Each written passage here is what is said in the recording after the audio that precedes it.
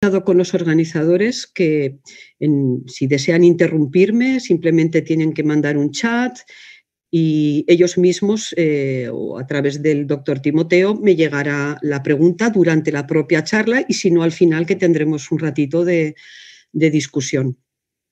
Pues bien, sin más dilación, si les parece voy a comenzar.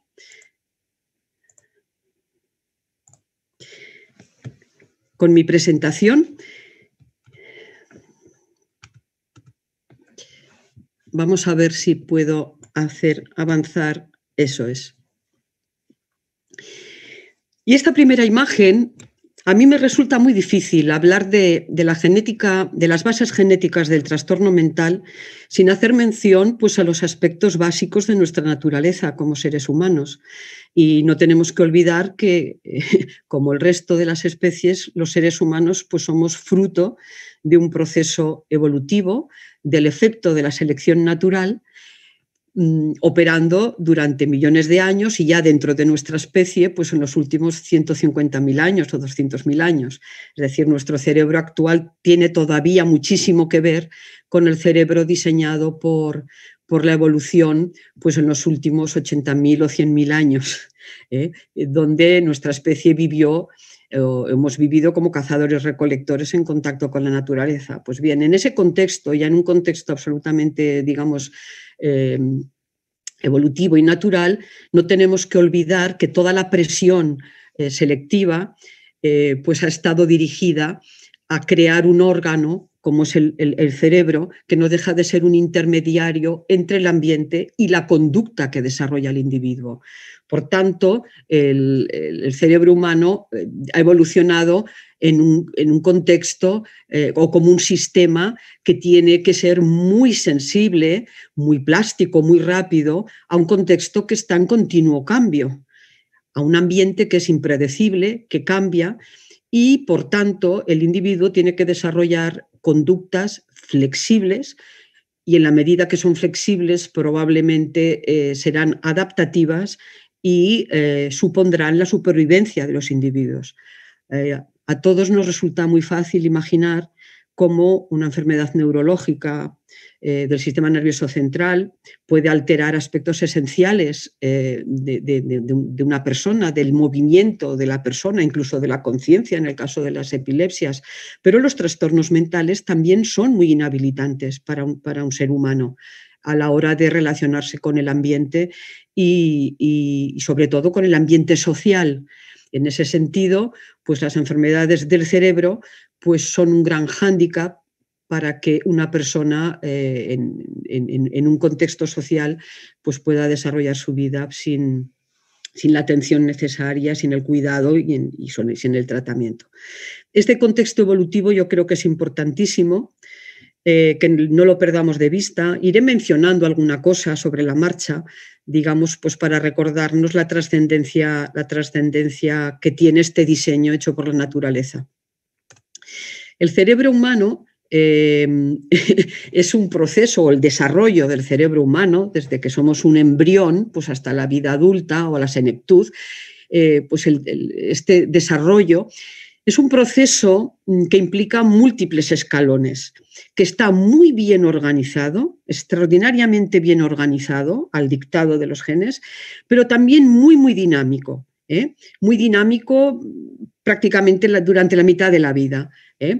Es un proceso que tiene lugar bajo el dictado de los genes, es decir, tenemos el cerebro que tenemos y somos la especie que somos, con conciencia de realidad, gracias al pool génico que tenemos, es decir, como consecuencia, digamos, de la evolución. Por tanto, son estos genes de nuestra especie los que acaban determinando pues, nuestro ser, nuestro cerebro, que en cierta manera nos define como una especie única y diferenciada de otros primates incluso, ¿no? Este proceso de desarrollo del cerebro es un proceso que está dirigido, ejecutado por mecanismos que denominamos epigenéticos, que son mecanismos naturales, necesarios para el desarrollo, digamos, del organismo, pero también para el mantenimiento, digamos, de las funciones celulares y de las funciones, en muchos casos, también cerebrales. Es decir, que los procesos epigenéticos son intrínsecos al propio desarrollo embriológico, digamos, fetal y crecimiento del cerebro, pero también a su mantenimiento y funcionamiento normal. Y, por último, no tenemos que olvidar que, evidentemente, todo este proceso está influenciado por el ambiente. De hecho, el genoma humano, digamos, ya prevé, espera que el ambiente contribuya con unos estímulos específicos que van a permitir a ese individuo, a ese niño, integrar una representación del mundo, no solamente el lenguaje, sino toda una representación del mundo, del significado del mundo, inicialmente a través de su relación estrechísima con la madre y con el grupo social, que luego le van a permitir poder desarrollarse y poder desarrollar su vida en un ambiente eminentemente social, y donde también el niño ha creado, digamos, unos vínculos afectivos con los elementos de la realidad, pues a través de algunas funciones neurobiológicas superiores que podríamos denominar en un sentido así amplio, más o menos coloquial, que serían los sentimientos, que van más allá de las emociones. Es decir, los sentimientos nos permiten crear estos vínculos, la afectividad, estos vínculos afectivos con los objetos de la vida, normalmente en nuestros padres o nuestro entorno, digamos, social más inmediato. Es decir, es un proceso, como vemos, complejo, y si nos vamos a preguntar de qué manera participan algunos de estos fenómenos, digamos, neurobiológicos esenciales en el origen, la causa de enfermedades neurológicas o mentales, pues como podéis o como pueden ustedes imaginar, pues no resulta sencillo, digamos, de adivinar y de cosificar y de delimitar. Intuitivamente sabemos desde hace muchos años, muchos incluso siglos, que hay factores, digamos, hereditarios de naturaleza biológica que están participando de estos fenómenos, pero cuáles son y qué función tienen en todos estos procesos es algo que hemos empezado a conocer solo recientemente, al finales del último siglo y seguramente en los últimos 10 años. Por tanto, y ya para dar un poquito de contexto de genética molecular, pues a lo que vamos a los resultados más importantes que voy a compartir con ustedes, simplemente recordar que todas nuestras células contienen una molécula de ADN, que es una molécula de ADN la misma para todas nuestras células, pero no todas nuestras células son iguales, ni todos nuestros tejidos, lo cual nos está ya indicando que esta molécula de ADN, que contiene estos 20.000 genes propios de nuestra especie, no se están expresando todos, digamos, todos en cada célula, sino que en cada célula hay una expresión génica diferenciada y hay otros genes que están silenciados. Y esto también sucede en el mantenimiento de la fisiología natural de toda la célula. ¿Esto qué quiere decir? Lo que nos está diciendo es que los genes son estructuras vivas, absolutamente vivas, que de alguna manera dialogan con el ambiente celular y en otra medida con el ambiente tisular y también con el ambiente del individuo. En ese sentido, pues hemos de romper un poco el paradigma o la idea, digamos, de un gen como una estructura rígida. Nada que ver con esa concepción, por decirlo así, un poco antigua. También otro dato interesante, no sé si podéis ver la flechita del ratón, es que de estos 20.000 genes que nos caracterizan como especie, más de la mitad de ellos van a participar, se expresan en algún momento, digamos, en la formación del cerebro, y muchos de ellos se mantienen activos en el sostenimiento de la función cerebral. Esto lo que nos está diciendo es que el cerebro es un órgano de una extraordinaria complejidad, porque más de la mitad de nuestro background genético es necesario para crearlo y sostener su funcionalidad, ¿vale? Ahora aparecerá un concepto que es fundamental para comprender los estudios de genética pues, de los últimos 25 años, 30 años, ¿vale? Que es el concepto de variabilidad humana. Todos los seres humanos tenemos los mismos genes, evidentemente, salvo patologías extraordinarias, pero en principio asumimos que todos los seres humanos tenemos los mismos genes, lo cual no quiere decir que seamos idénticos para esos genes. Tenemos los mismos genes, pero para esos genes ubicados en los mismos sitios, digamos, del genoma, a veces hay pequeñas diferencias interindividuales. Esto es lo que conocemos como variabilidad, ¿vale? La variación del genoma nuclear. Esta variabilidad, lógicamente, existe, pues para que exista también variabilidad humana. Desde el punto de vista de la naturaleza, los seres humanos compartimos rasgos esenciales y funciones esenciales, pero hay sutiles diferencias funcionales en nuestros órganos y también en las funciones cerebrales, ya que evolutivamente interesa, ¿no? Y desde el punto de vista natural, interesa que no todos los seres humanos respondan de la misma manera a los factores ambientales. Tiene que haber un poco de diversidad, porque si hay diversidad, pues algunos de estos sujetos van a sobrevivir a ciertas condiciones ambientales y van a pasar sus genes a las siguientes generaciones y nadie sabe qué genes van a ser o qué variantes genéticas van a ser las más adecuadas, porque todo va a depender o va a venir definido por el azar y por los cambios ambientales. Es decir, que entendamos que la variación genética es consustancial con la naturaleza y forma parte también de la variabilidad humana.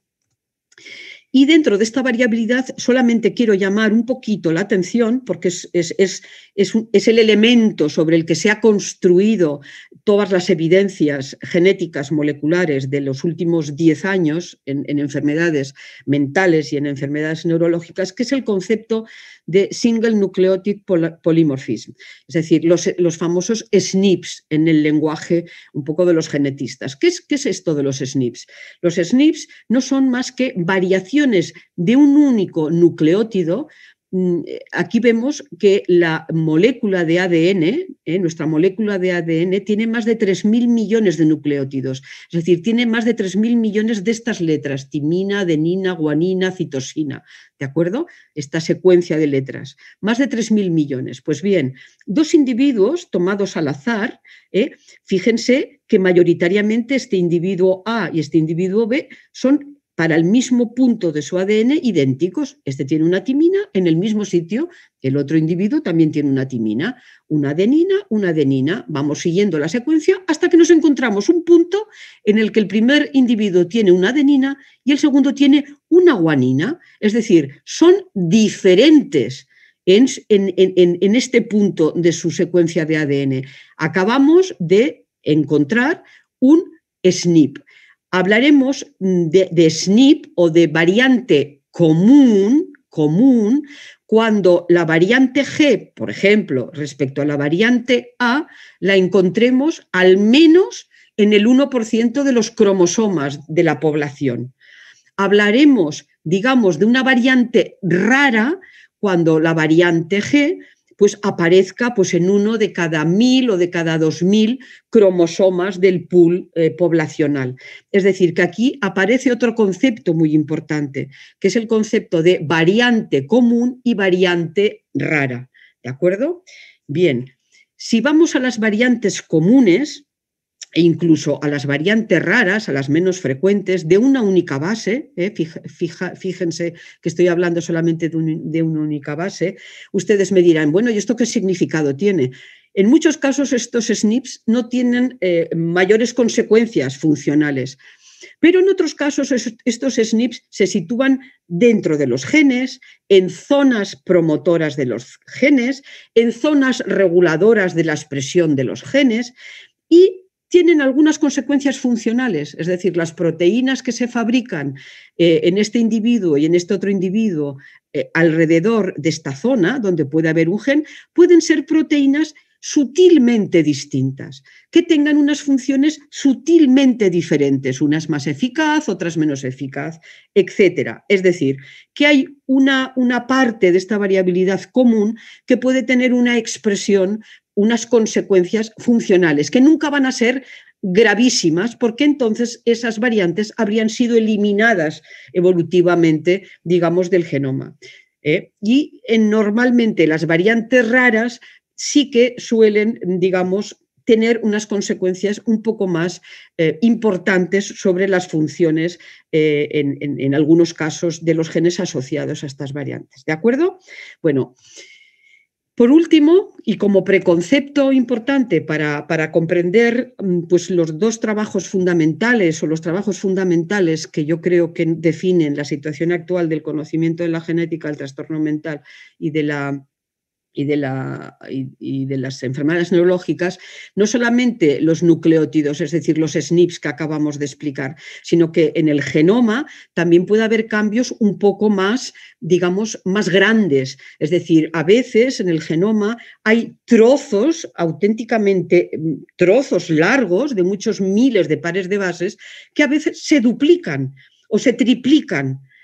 Hablamos entonces de cambios estructurales, no necesariamente un trozo del brazo del cromosoma, no esos cambios tan grandísimos, sino fragmentos enteros que a veces se duplican, se triplican, a veces se pierden. En definitiva, lo único que quiero es que recuerden el concepto de copy number variance, ¿vale? Evidentemente, esta variabilidad de copy number variance pues puede tener consecuencias más importantes sobre los fenotipos, ya que en estos fragmentos pueden viajar varios genes y en una persona estar estos genes incluso triplicados y en otras personas haber perdido una de las copias, por ejemplo, que corresponderían pues, a nuestro genoma, que es diploide. Tenemos siempre dos copias de cada gen, una que procede de nuestro padre y otra que procede de nuestra madre. En fin, voy a dejar esta diapositiva, que es una diapositiva absolutamente descriptiva, pues de las palabras claves, lo que es el genoma, el exoma, hace referencia a aquella parte del genoma que está implicada, que se expresa, que tiene que ver algo con las proteínas que necesitamos para construir el organismo o para que el organismo funcione. En fin, son conceptos muy generales que podrán consultar en el PowerPoint y que no quiero, digamos, alargarme más. He introducido también el concepto de variante común y de variante rara, que son conceptos importantes para lo que vamos a ver ahora. Y por último, otro concepto importante que ustedes van a encontrar constantemente en la literatura especializada, es el concepto de heredabilidad.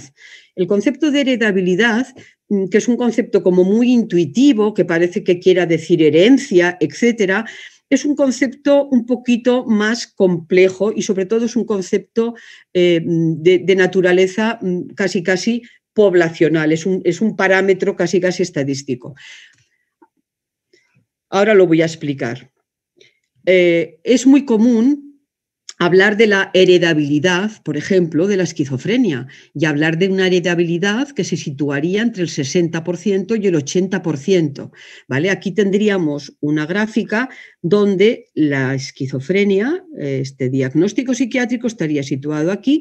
Veríamos que se corresponde con una heredabilidad, digamos, del 80%. La máxima heredabilidad de un carácter sería del 100%.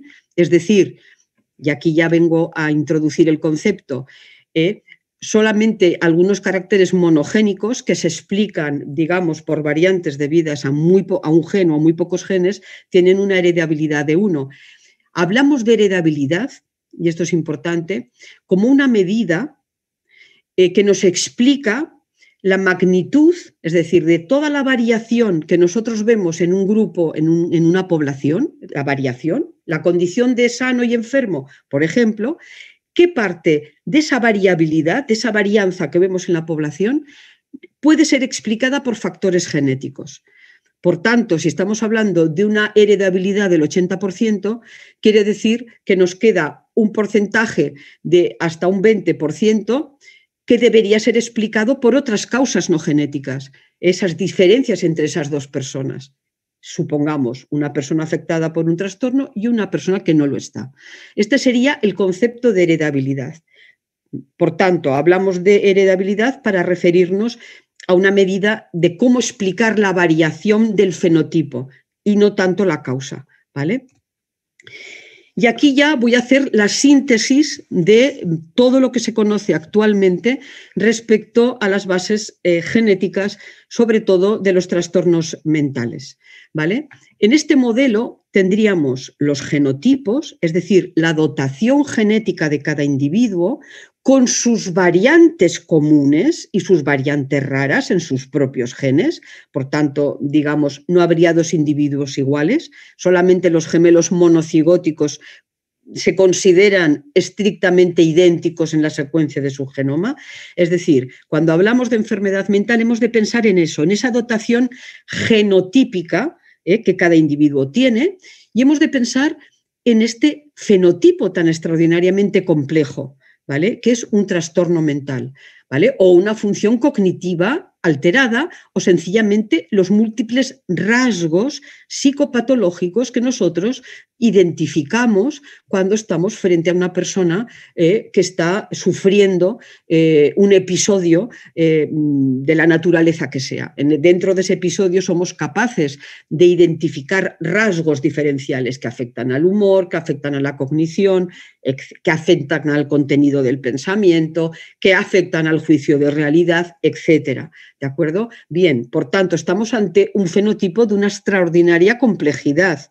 Esto no lo tenemos nunca que olvidar. Pues bien, si queremos relacionar genotipo con este fenotipo tan complejo, pues vamos a tener necesariamente para todos los diagnósticos y fundamentalmente para los diagnósticos, vamos a llamar nucleares de los tres síndromes más graves, por decirlo de alguna manera, dentro de la psiquiatría, que corresponderían a la esquizofrenia, al trastorno bipolar y al trastorno depresivo mayor, estos tres constructos, ¿vale? Si queremos explicarlos desde el punto de vista genético, ¿vale? Tendremos que situarnos siempre en unos rangos de heredabilidad que van del 40% de algunas formas de trastornos afectivos a unos rangos de heredabilidad que van hasta el 80-82% en algunas formas de esquizofrenia o incluso en el trastorno bipolar.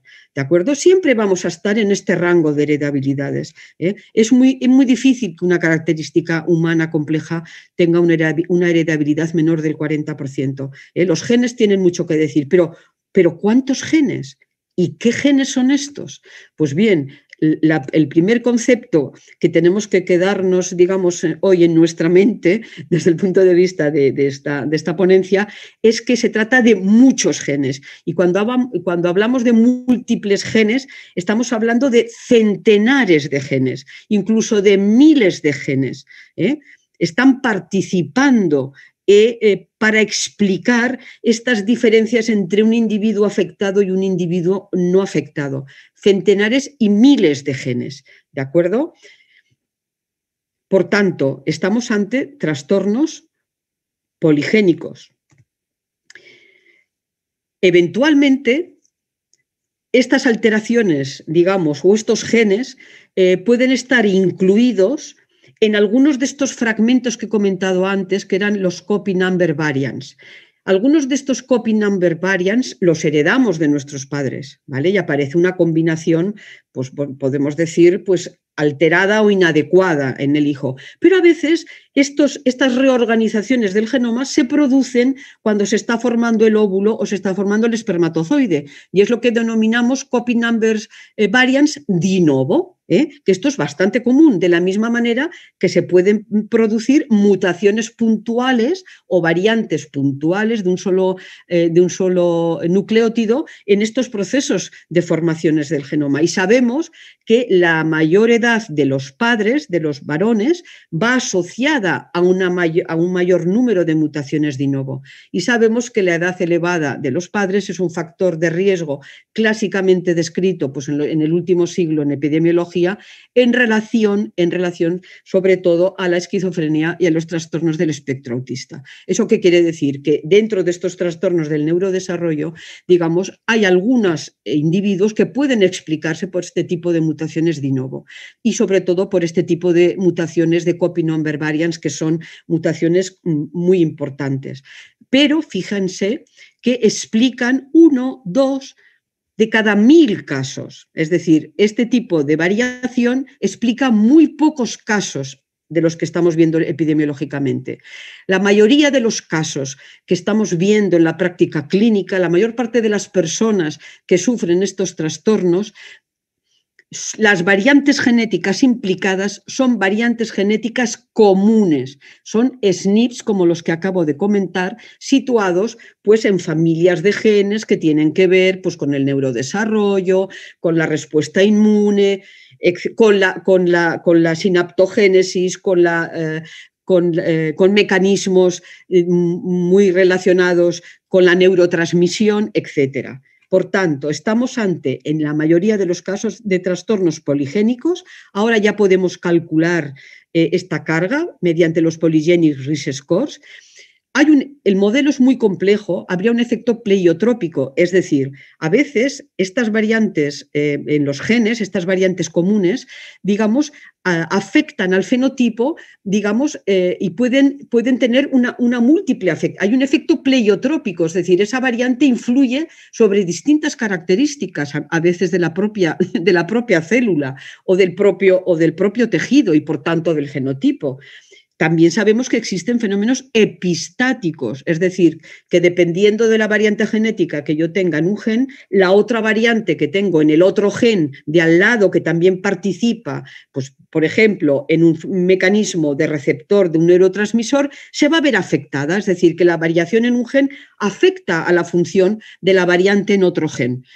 Y todos estos fenómenos entendidos desde un modelo de interacción gen-ambiente, es decir, el ambiente también pone a prueba estas variantes, pone a prueba la funcionalidad de esa célula dependiendo de estas variantes genéticas. Y lo que es más importante, este fenómeno de interacción gen-ambiente es trascendental que lo estudiemos y lo comprendamos desde la perspectiva del desarrollo. Es decir, estos mecanismos de interacción gen-ambiente están operando, lo sabemos actualmente, ya desde que el sujeto es un feto, es decir, en el desarrollo cerebro intrauterino. Ya sabemos que están sucediendo este tipo de interacciones y que muchos factores de riesgo para la enfermedad mental se encuentran ya en el embarazo de la madre, ¿de acuerdo? Posteriormente están muy descritos, evidentemente, en la primera y segunda infancia, en la adolescencia y en la juventud y en el resto de la vida, como todos sabemos. Evidentemente también puede haber problemas debidos puramente al azar y que bueno, nuestros mecanismos genéticos de división, etcétera, fallen y se produzca alguna mutación espontánea que pueda contribuir a generar estos fenotipos. Y evidentemente los factores ambientales, entendidos en su sentido más amplio y que actualmente sabemos que son también capaces de modificar químicamente el ADN y alterar la expresión de los genes. Es decir, que a veces el ambiente es capaz, sin generar una mutación, es decir, sin generar un cambio de nucleótido, es capaz de silenciar los genes mediante la adición de moléculas químicas como grupos metilo, grupos acetilo, etcétera, ¿vale? En definitiva, tenemos, y ahora ya voy a correr un poquitín más, si me permitís, porque ya he introducido los conceptos fundamentales y ahora voy a describiros los resultados, digamos, que hay en la literatura. No sin antes recordar pues, un poco lo que es el concepto, la definición de interacción gen-ambiente, que no se refiere más que al hecho de que los genotipos de cada individuo, o sea, cada individuo tiene genotipos que tienen una sensibilidad diferencial a los factores ambientales. Cada individuo tiene un genotipo con una sensibilidad específica a determinados factores ambientales. Y esa sensibilidad es distinta entre esa persona, la de al lado, la de al lado.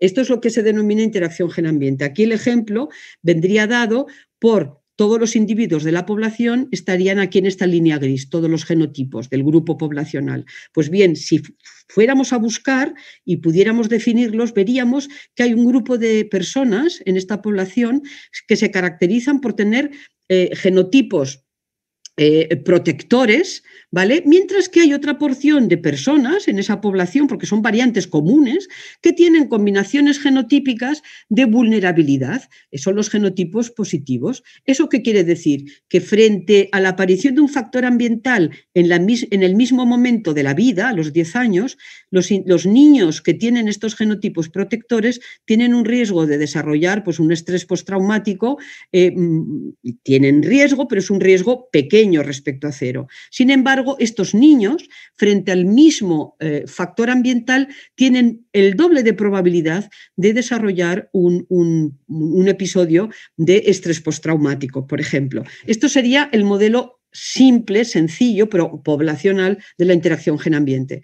Aquí tenemos algunos de los muchos factores ambientales descritos en relación al incremento de riesgo en enfermedad mental, no me voy a entretener.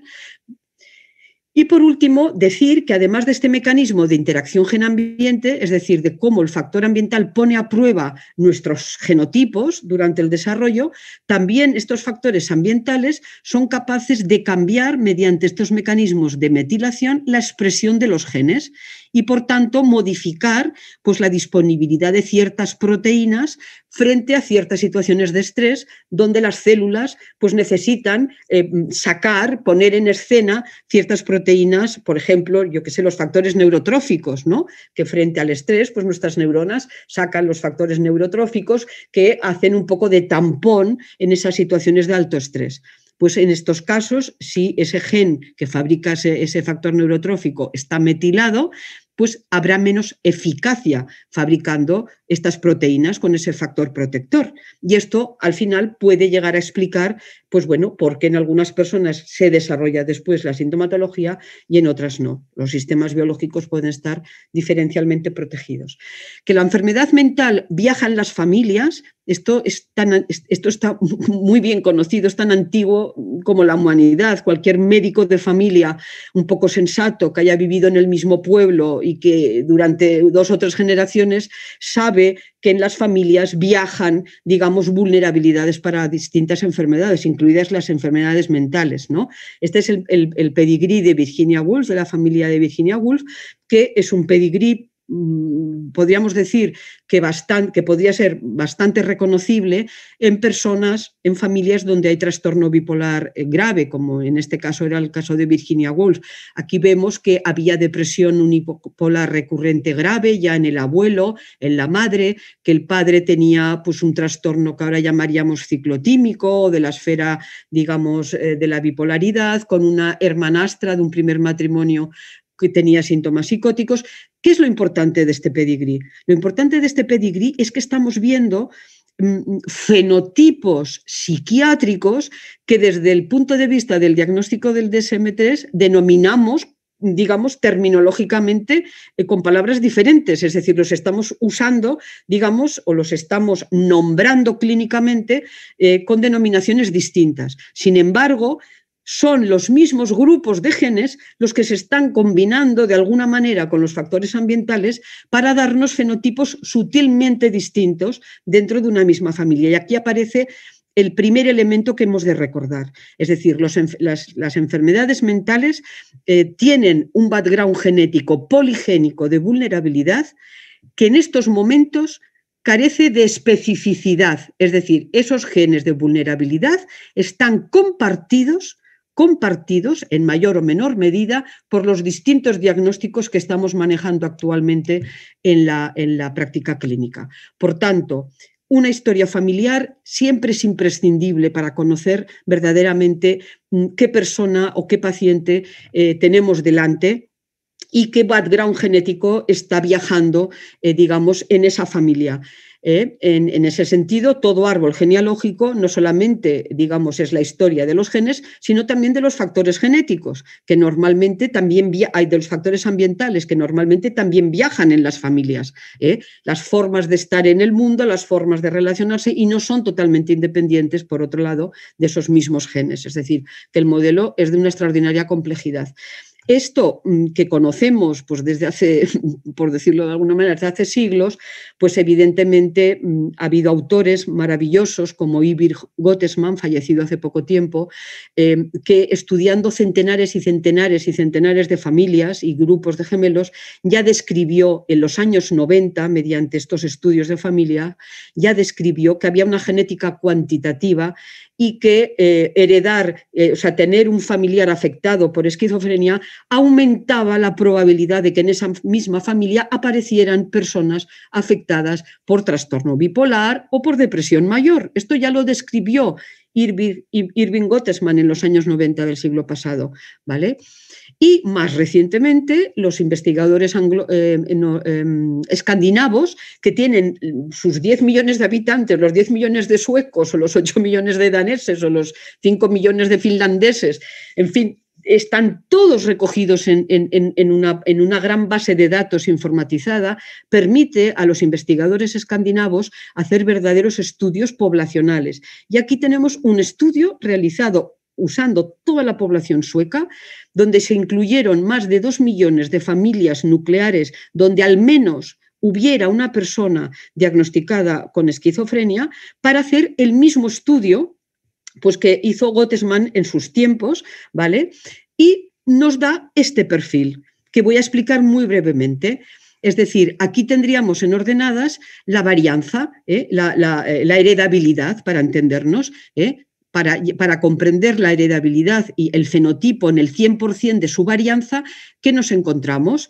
Nos encontramos que en el caso de la esquizofrenia, la mitad de esta varianza estaría explicada por genes que están en estos colores cálidos, el rosa y el rojo. Pero ojo, de estos genes tendríamos unos factores genéticos que serían específicos de la esquizofrenia y un grupo de factores genéticos que están compartidos con el trastorno bipolar.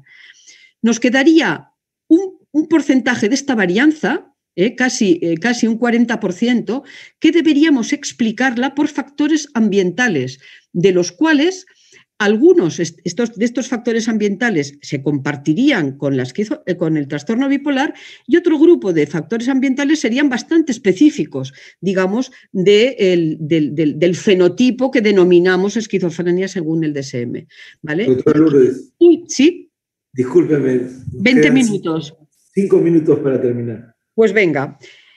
Yo creo que esto se entiende intuitivamente, ¿vale? No me quiero detener, podéis repasar el artículo, la diapositiva, pero en definitiva lo que estamos viendo es que esquizofrenia y trastorno bipolar no solamente comparten genes, que serían estos rojos de aquí, sino que algunos factores ambientales. Y luego tienen un cierto grado de especificidad en otros factores ambientales y en otros genes. Y este modelo debería servirnos para otros diagnósticos. De hecho, Jordan Smoller, en el año 2013, lideró un consorcio interesantísimo en el que se hizo la siguiente pregunta. Es decir, bueno, bien, sabemos que trastorno bipolar y esquizofrenia parece claro que están compartiendo una parte importante de los genes de vulnerabilidad que existe para sufrirlos. Pero los otros trastornos y los otros diagnósticos comunes, y esto es lo que hizo Smoller, organizaron un consorcio que les permitió reunir una muestra muy numerosa donde había pacientes con diagnóstico de autismo, pacientes con diagnóstico de TDAH, pacientes con diagnóstico de trastorno bipolar, de depresión mayor y de esquizofrenia. Es decir, tenían 5 diagnósticos distintos. Tenían un grupo muy numeroso de pacientes, más de 33.000 casos, y tenían también un grupo de controles, sujetos del mismo origen poblacional, de origen europeo, unos 30.000 controles que no tenían estos diagnósticos. Cogieron todos los genomas de estos pacientes con estos diagnósticos, todos juntos, en una bolsa. Y por otro lado, todos los genomas de los controles, y se fueron a pescar, que es lo que es un GWAS. Se fueron a pescar con unas redes, echaron las redes en la bolsa de los casos y echaron las redes de pescar variantes genéticas en la bolsa de los controles.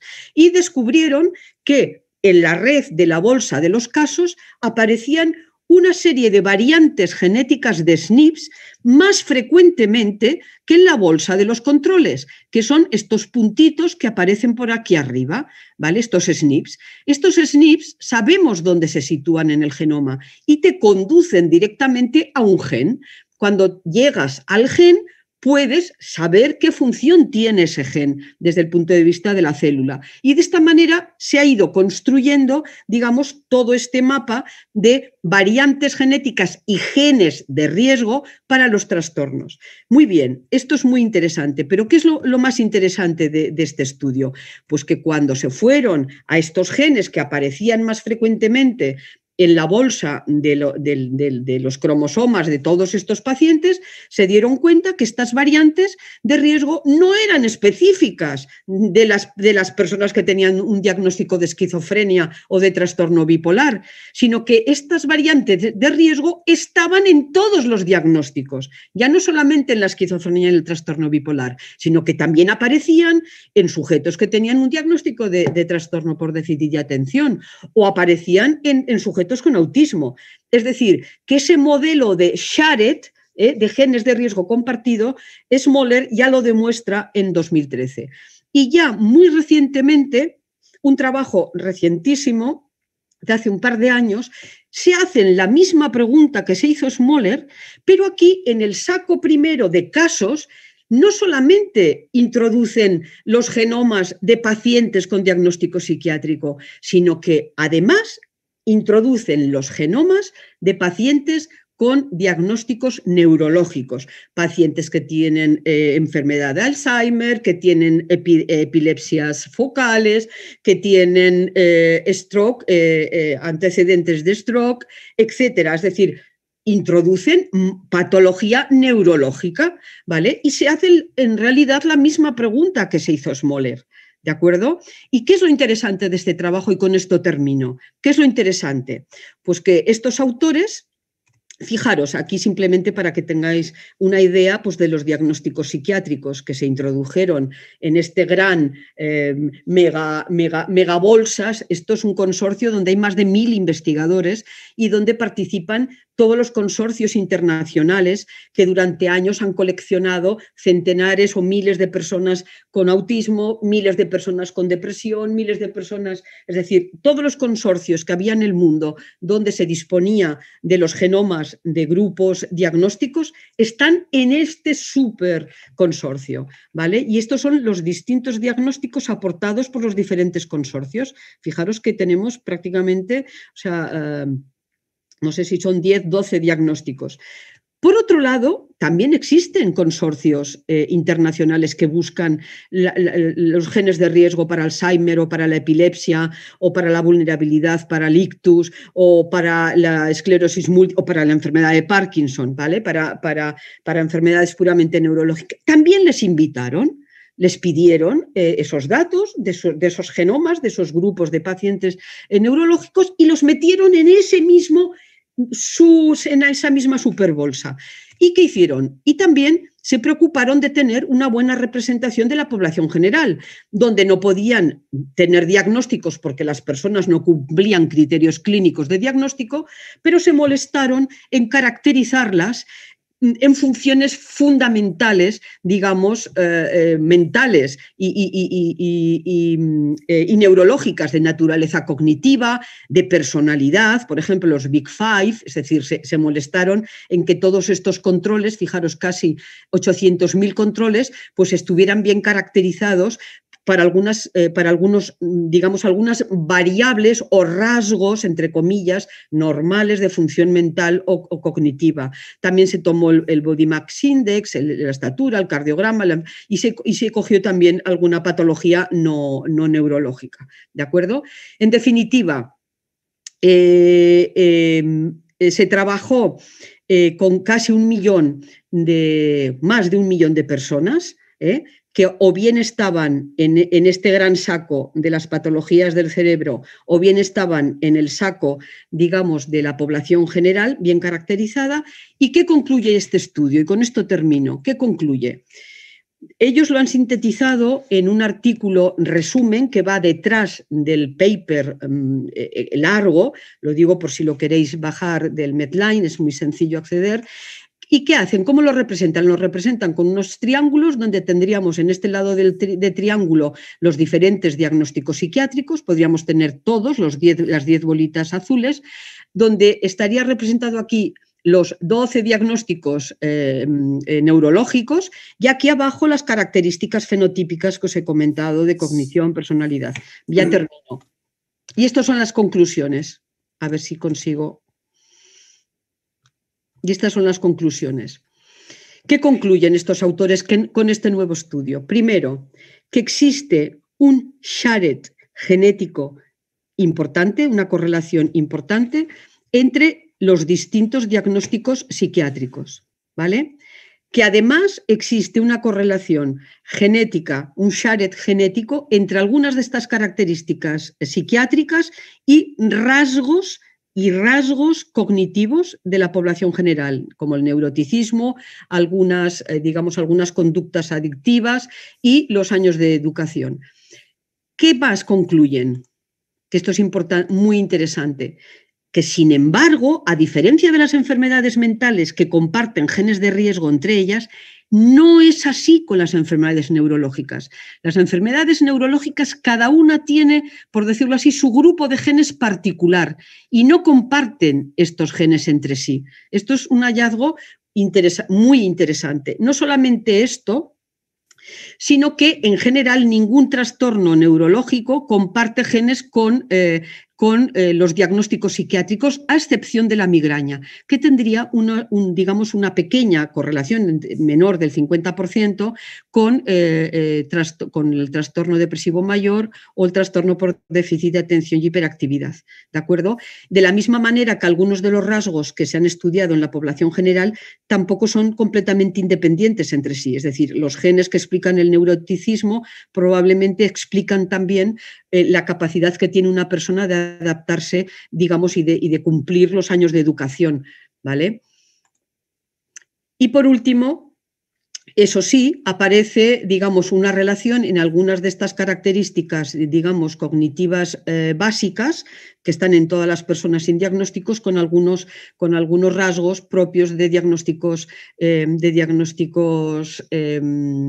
neurológicos, como la migraña o Alzheimer, o el neuroticismo y la migraña, ¿vale? Esto yo pienso que es el estudio más interesante de los últimos 5 años, que ordena todo este pool de genes.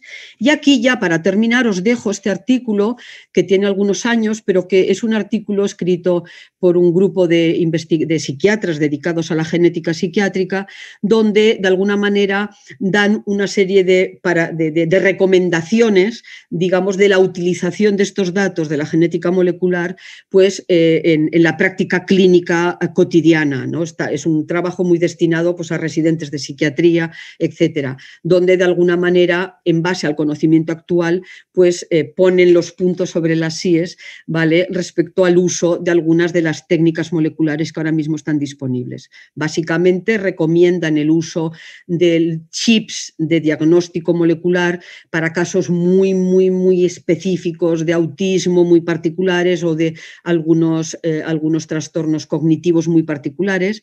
En estos momentos no se deben utilizar los chips genéticos en la clínica práctica, digamos, cotidiana. No tenemos en estos momentos, no hay una relación coste-beneficio adecuada, ¿vale? Y ya veremos qué pasa cuando ya se puede hacer la secuenciación rápida de los genomas de todo el individuo. Esto todavía sigue teniendo un cierto coste y un cierto tiempo, pero habrá también que pensar en qué casos, digamos, es adecuado y informativo llegar a esta información. Os dejo aquí pues, un pequeño resumen de lo que acabo de decir para los diagnósticos psiquiátricos y neurológicos más comunes, y con esto termino. Esto ya son retos que ya no los viviré yo, los vivirán las personas, los investigadores jóvenes. Aquí solamente mostrar los nombres de algunos de ellos y la imagen de la gente joven que dedica o ha decidido dedicar su vida a la investigación de las bases genéticas de la enfermedad mental, siempre buscando el conocimiento y, por supuesto, al final el aliviar el sufrimiento vinculado a estos trastornos, pues mejorando el diagnóstico precoz, que es fundamental, y los tratamientos, naturalmente. Y nada más, con esto ya termino y abrimos el turno de preguntas. Muchísimas gracias por vuestra atención. Doctora Lourdes Fañanás, muchísimas gracias por su presentación. Ha estado tan interesante que no me atrevía a cortarla por el tiempo, ya nos ha ganado el tiempo. Preferí que continuara con la presentación. Ya no vamos a tener tiempo para contestar las preguntas de nuestros colegas asistentes. Estas se podrán hacer vía email. Exacto. Esto me gustaría decir que todos disponen de mi correo electrónico, que está en la primera diapositiva de mi presentación. Podrán acceder a la presentación y pueden dirigirse a mí con preguntas específicas. Incluso ahora yo estaré todavía un rato trabajando y si me llegan las preguntas, pues intentaré responderlas a lo largo del fin de semana, cuando todavía están frescas en la mente. Muy bien. Muchísimas gracias, doctora Lourdes Fañanás, por su presentación. Gracias a vosotros. Ha sido un placer. Buenas noches.